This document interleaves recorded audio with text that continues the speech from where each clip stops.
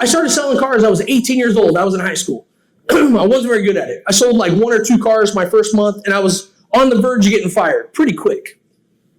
I worked at a special finance dealership that was owned by a Toyota store. And the guy that ran the Toyota store for like 20 years got fired. They were trying to switch things up. And he's used to selling 300-ish cars a month. They stick him in our little lot to sell him 30 cars a month, okay? So this guy's used to this big monster Toyota store.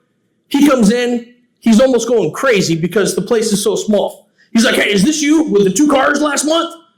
You suck at selling cars, kid. That's okay, because daddy's here now.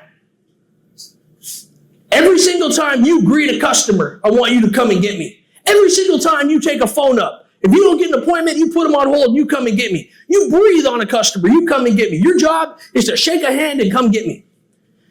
And all of a sudden, I started getting paid on 10, 15. I don't think I had less than 20 car deals by my third month, okay? I was getting paid on 20 cars a month. How many cars was I selling? 2.